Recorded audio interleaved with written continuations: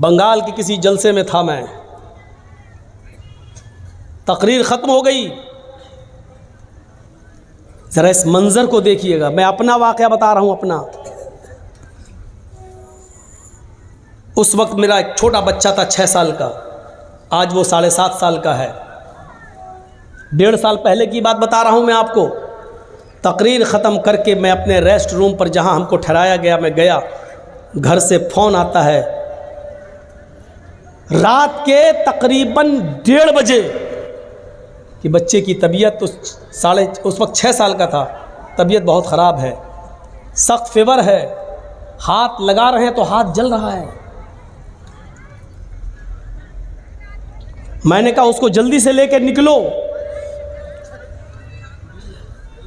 पड़ोस में आसपास डॉक्टर, लेकिन दरवाजा खोलने के लिए तैयार नहीं। रात की तारीकी में सरकारी हॉस्पिटल में ले जाया गया और मैं यही उत्तर दिनाजपुर के इलाके में, और रात के 4 बजे तक 4:30 बजे तक बराबर राब्ते में रहता हूं। अब कैसी तबीयत है, अब क्या है, अब क्या कंडीशन है। और जब पता चला और बच्चे से बात की और उसने कहा अब्बू ठीक है, आराम है, और जब घर से पता चला कि हाँ रिलैक्स, आराम मिल गया है, उस वक्त तक मेरे भाइयों रात की नींद उड़ गई। कोई चीज खाने और पीने का दिल नहीं। ये कंडीशन, कभी आपको भी इस कंडीशन से गुजरना पड़ता होगा।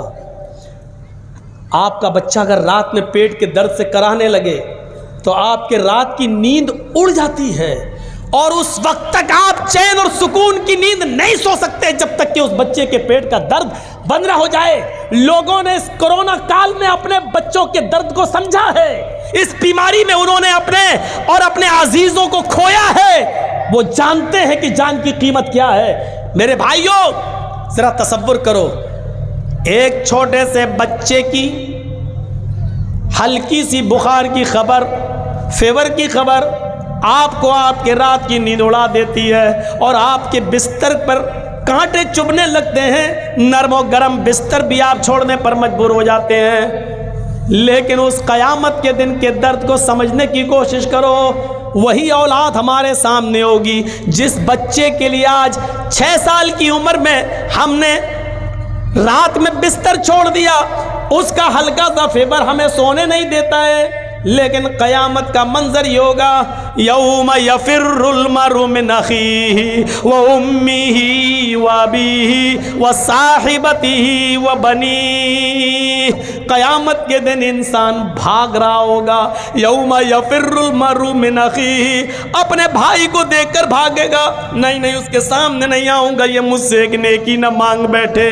यौम यफिर्रुल मरउ मिन अखीही, आदमी अपने भाई को देखकर भागेगा।